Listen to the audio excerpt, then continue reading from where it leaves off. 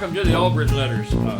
We are missing our brother Avis, but we have another brother on today who's our oldest brother. We got Ronnie Albritton. Ronnie, say hi to our audience. Hello, audience. And so, how vast you may be. Lloyd, what have you been thinking about this subject that we're going to talk about today? Well, Philip, a couple of my thoughts are probably off limits.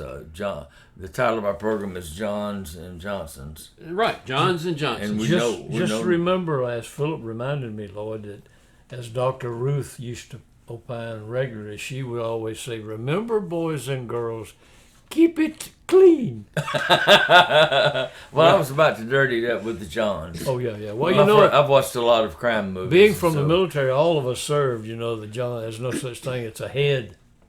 Right.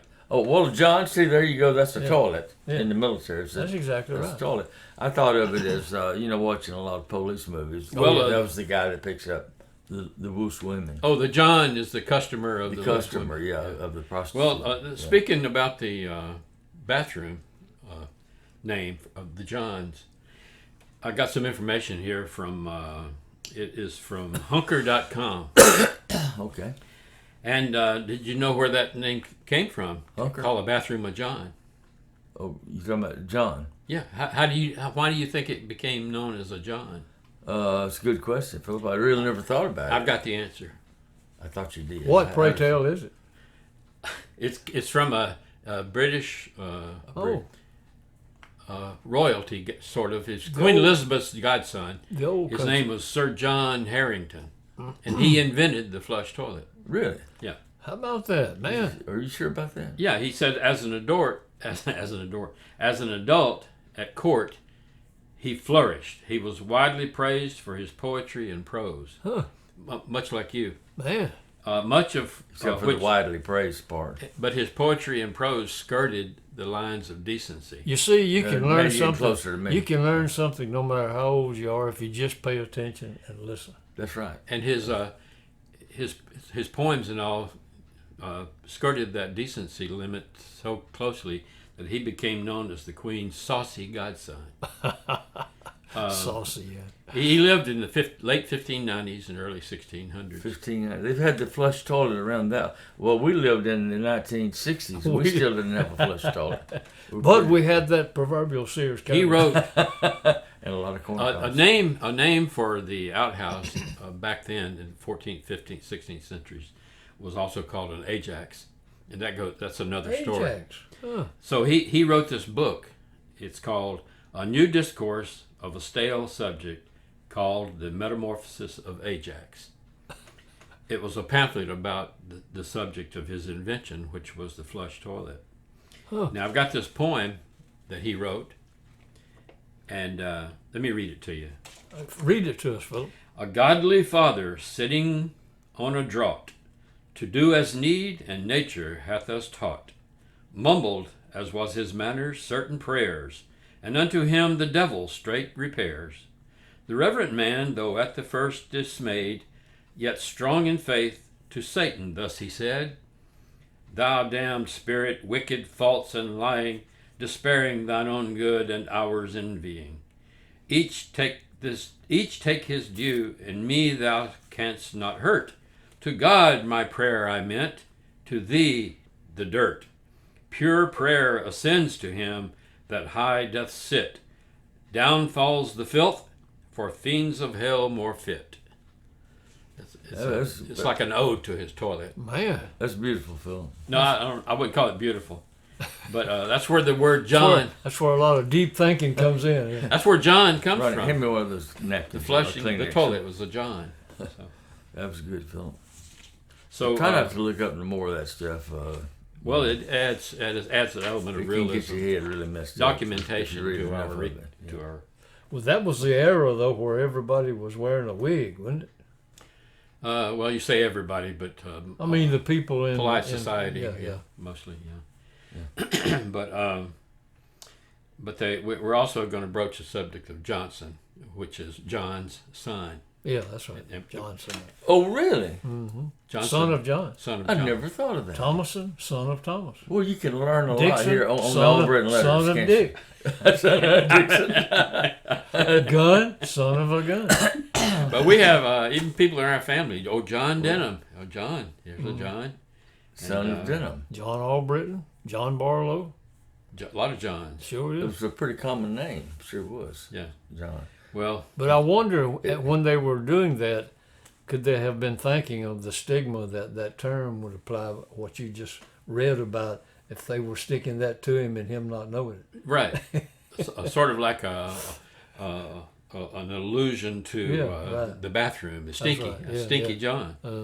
Well, John is a back name as well as a front name. So one Say could John. It can be a back name as well as Oh, a Elton front John. name. Yeah. Little Well, you John. could be John. Little John. John. Yeah. Yeah. There have been a few of those. John Boy on that show on TV. That's right. Yeah. Well, It's probably, I don't know if it'd be the most common name, but probably is. Well, John, now, I can tell you a story about the name John. Tell us, son. This is supposed to have come from actual occurrence somewhere in one of the big industrial cities, Cleveland, Philadelphia, somewhere. Supposed to have actually occurred, and if it didn't, it should have. Okay. And it seems this guy who had been campaigning for the position of what you might call the Grand Wizard or the Imperial Potentate of this civic group, and he was elected, and in this celebratory mood, he was getting the crowd quiet and told them anyone that had some deed or task that he might could perform in their behalf, he was going to the big city, the nation's capital, with some lobbying efforts for one thing or another to come forward. His wife would take down whatever information that they wanted him to try to take care of. He went through several and found this little old lady wandered her way up there and on a cane, obviously out of sorts, and said, "I wish you'd contact my son who lives, and he's very prominent in and about that country. You'll see his name in lights. And I've lost contact. I can't call him. His name is John. My misery's done. If you could do that for me, I'd be much appreciative." So he lobs it down, and they finish the task up, gathering information. On their way to the big country of Washington, D.C., get off the airplane. They're on their way with the chauffeur going to their accommodations for we're the looking night. for John Dunn. Yeah, well, he was going to notify John Dunn okay. and tell him to contact his mother. So he sees this sign across big couple of buildings, Dunn and Bradstreet. And he says to his wife, "This must be the Dunn she's talking about." So he pulled in, told the chauffeur, pulled in. She said he was famous. Yeah. Famous name and lights. That would make up for that. Yeah. So he goes in, tells his wife, here's a big, spacious reception desk and people going, phones ringing. And So he's, they're at Dunn and Bradstreet. they're Dun and Bradstreet going to what appears to be the main office. It's very busy. And he wanders up and says, "Excuse me, do you have a John here?" "Yes, sir, we sure do." "If you go down," he points down, she points down to the left. "If you go down," That'd be to the right. Right? yeah, well, unless you're looking at it. Points down to his other left and says, at the end of the hall, take a left. Third door on the left should take care of it. Okay, he trots off down. He opens up this third door, and in this big office, there's a bunch of little offices. And out of one of these little offices, this man is wandering out, buckling up his belt. And he says, "Pardon me, man, are you done?" He said, "Yeah, what's it to you?" "Call you, mama."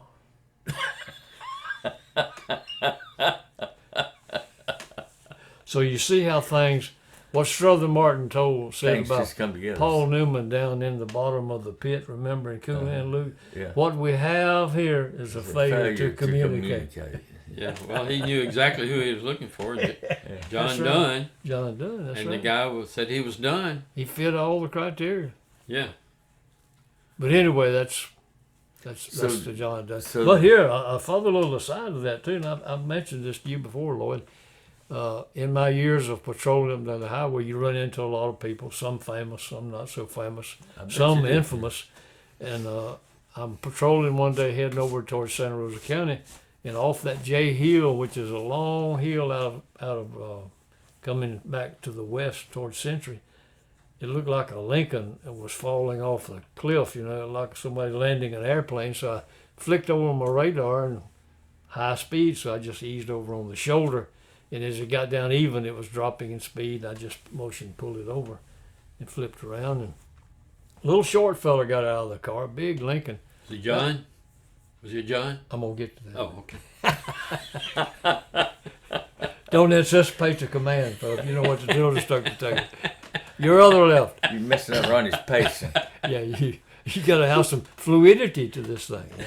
So he gets out and gives me his driver's license, and of all things, it was like a gift when I saw it. His name was John Dunn. Get out. Really? No. And you found John Dunn. Found John Dunn, but he's a little short fella somewhere driving a Lincoln. But he had the same, another coincidence, he had the same birthday as mine. Same day, same year, same month. Get out. Really? So I set him down in my car and was got there writing a citation for him and chastising him about his violation of the traffic law. And I related this same story that I did to you all about Right there on the John side of the Dunn. road, you started Right telling that side story of the about John Dunn. Yeah, I said, well, you're a captive. You can use this if you want to. In fact, I'm going to make it worth your while. I'm going to drop your speed down and save you some money. You did that for him? So I had a captive audience right there. Yeah. So he perpetuated the John Dunn story, and it was the actual John Dunn. He gave a whole new twist to it, if he used it, and I hope he would. That's an interesting story, Ronnie. Ronnie, are you done? No, but I know about Dunn. I guess out there on the road you ran into some pretty interesting characters, huh? Lloyd, really, listen, I can remember stopping a guy one time, big old tall guy. You remember when we were in the Marine Corps? Probably you were behind me some, but wasn't David M. Shoup? Somebody's looking in the window there. Wasn't David M. Shoup the... Let me go check. Didn't y'all take the camera off of me for just a minute? Yeah, okay. Go ahead and tell me, Ron. Okay, David M. Shoup was the commandant of the Marine Corps. Yeah. And he in turn was a big, tall fellow. So this guy got out, and I got his driver's license. I said, Shoup, S-H-O-U-P, that's an odd name. I said, when I was in the Marine Corps, that was the commandant. And he kind of, that was my daddy. Oh, The commandant of the Marine Corps. I said, man, you must have really had a rough time. He said, you can't imagine. I said, yeah, I can. I was at Paris Island. Yeah, well, as being a law enforcement officer, you were highway patrol, but so you weren't like a detective where you would run into what's the legal term for people who are in drugs and prostitution or Perpetrators. Yeah, the perpetrators of that. So you probably don't have any stories of John's of that role, the users of prostitution. John. Right. No. Lloyd, maybe you did in CID. Did you ever? What was your focus? I never did work in the prostitution division. So you were in. We had a bunch of Marines. They were all thieves and liars, but none of them were prostitutes. paid killers. Really. A couple of them were murderers. Yeah, murderers, paid killers. Yeah. But never know Johns. Yeah, they didn't have much sex drive, but they were killers, man. Yeah. Mean. Yeah. Well, couldn't even spell libido. No. Well, we grew up. We grew up over in Nokomis with a bunch of boys. Well, we tried to grow up over there. With the Johnsons. That's right, Johnson. Yeah. And there's a bunch of them. There's only 3 of them left too: Wayne, Van, and Jerry. Out of all that crew. Oh, really? That's right. Now Irene, I think she's in a rest home. She lived there where Uncle Carrie and Aunt Mattie did in her later years. Oh, really? But I think she's in a rest home, or Van, maybe Jerry told me about this, or assisted living. She's quite aged. There was Irene and Jean, then Rastus and Willie. Yvonne. There was one named Yvonne. Yeah. Yvonne. I didn't know the girls. So they were older. There was girls too. Yeah. There must have been about 10 kids then. There was Probably a bunch of them. And I never saw Mr. Johnson. I never did. laid Ed eyes Johnson. on him. Ed Johnson. He was Merchant Marine. He's out in the Merchant Marines. He'd come home, make a new baby, and go back out. But he must have been sending support. All we ever saw was Johnson's sons. John's sons. Yeah, I think his name was actually Mr. John. This is John? That's kind of like the Albritons, Daddy said he was half of a Briton, and Mama was half of a Briton, and the rest of us became all Britons. Yeah, that's another one of Daddy's tales that he sprung on all of us. Well, I believe that, back in the old days, old people would tell you stuff. Yeah. Just to get you out of the way when you ask a question. Mm-hmm. Well, And are you familiar with the name Johnson being applied to the male Reproductive organ? reproductive organ? Yeah. You familiar with that? The Johnson. I only saw that later in life on the movies where they called it a Johnson. Now, I've had more documentation on that. You got something on that, okay? Dr. And then there's that Johnson rod in your car too. There you go. That's similar to the origin. This ain't got anything to do with Dick Van Dyke, does it? No, Dick. Dick's son. I think he was originally Dixon Van Dyke. I've often thought a good name for me if I wanted to change my name would be Dick Johnson. Or Buck Naked. Yeah. Buck naked. Okay, Dr. Samuel Johnson, The Origin of a Penis Euphemism. In his forthcoming Cultural History of Euphemisms, Euphemania, Ralph Keyes offers the following origin of the euphemism Johnson for the penis. Johnson is the last name most often used for the male sex organ. I didn't know it was the most often name. According to one theory, this slangy euphemism originated with the name of a large railroad brake lever. Lexicographer Eric Partridge thought it was more likely an abbreviated version of Dr. Johnson, a one-time synonym for penis, that Partridge said might be based on the assumption that there was no one Dr. Johnson was not prepared to stand up to. That's a little fun. Working under the verbal restraints of his times, Partridge said this synonym was for the membrum virile. That's Latin. The membrum virile. You might as well write that down. I got it right here. Oh, you got it right there. Yeah, but it is a common name for that. But we never used that years ago. Old people. Another favorite, probably the most favorite cuss word today that you hear on the movies and everywhere is the F word, the infamous F word. When we were growing up, you never heard that word. Well, I never heard that word. That's the sexual act. That's the slang term for the sexual act. Well, I know, but people didn't use that in their profanities. I mean, men cussed. Oh, they used GD and damn a lot, or hell. They used it every 5 minutes in that movie about. But the F word, I never heard my grandpa or my daddy or any man. Oh no, not in reality, but you see it on TV. Back when I was growing up, the old Western shows they use it. They'll use that's it. only on TV. I don't believe that's what I'm saying. I don't believe they really used it. They've thrown it in modern, directors, because that's what people use today. But I don't believe they use that word. Well, apparently it was a common. The Johnson was a common word used. Well, I was talking about the F word, but I know, but we're not talking about that. We're talking about Johnson and Johns. You remember? Okay. All right. Sometimes I get off track. Exactly. Could you ever? Well, you ever forgive me? To lighten it up and don't get y'all between you here. I'm refereeing between you here.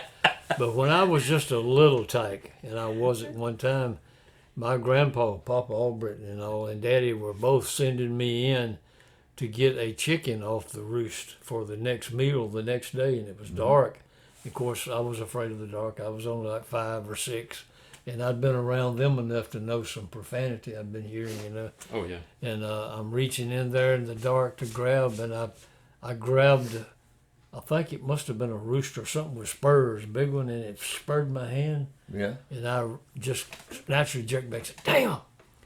And Daddy said, Ronnie? I said, that wasn't me. And Papa said, whoa, we got a talking rooster in there.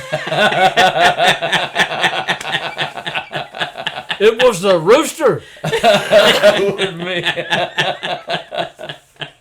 Yeah. And it could have been. A talking rooster. I mean, pretty good. how can you argue with something you don't know about? Did that really happen? Actually, it happened, yeah. Oh, okay. I was wondering how you going to work Johnson in on that, but that's just as funny. And then we wandered down and used the Johnson's phone to call for the doctor. Yeah, well, Johns, I don't know how I don't have any information about why a user of prostitution would be a John. I don't know why they got to be called Johns. Well, when you hear the word Johnson, though, really what I think of, and growing up, we never had one, but Outboard Motors. It was a big name. It was the name, Johnson Outboard Motors, motorboats. And that's my first mind's eye picture is of a motorboat, Johnson Motor. Well, and then the people that make Band-Aids, Johnson & Johnson. Who else could have done it? Yeah. Yeah, that's right. Well, I just know we had a lot of fun with them Johnson boys. Oh, yeah, man. With them Woods and Nokomis. Yeah, to this day, and I ain't seen him in a long time. Old Van used to wander around, and you always see him at a funeral. I ain't seen him at one of them in a long time.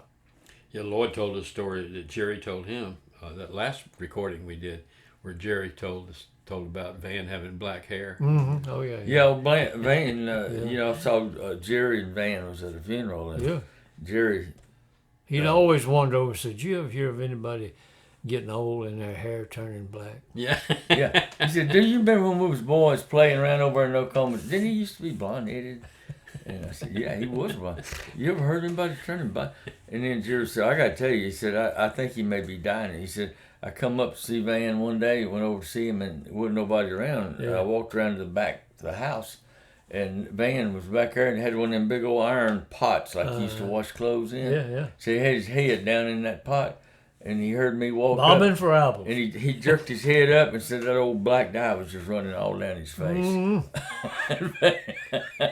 Man, about come unglued. I'll tell you, it's another guy too we went to school with that has jet black hair and a jet black beard. Oh, I know who you're talking about. And I kid him every time I see him. Amerson. I said, "Well, Bobby Amerson." I said, "Bobby, I know you got to be dyeing your hair." And he says, "No, I don't." I said, "Come here, man. Let me look for the roots. I know you got some roots there somewhere." Yeah, I see no Bobby. But I ain't never found no roots. It's so stark. You just kind of, man, what in the world, I think Bobby might not be lying, but we went over Van, this. I'm pretty sure he's lying. I'm pretty sure. As you remember, we went over all of this in that last podcast. we So did. we're on Johns and Johnsons now. Oh, okay. Yeah. All right. Philip needs one of them striped shirts where he can be a referee. Right. And a whistle. And a whistle. Whistle would be. I'll bring my whistle next time. But all them Johnson boys, there was not one single John. I know they were. No John Johnson. No. I can barely remember Rastus now. He got killed along about the time that Tony got paralyzed, and Well, it was right lived at the out time. the rest of his life. Same day. Same day, yeah.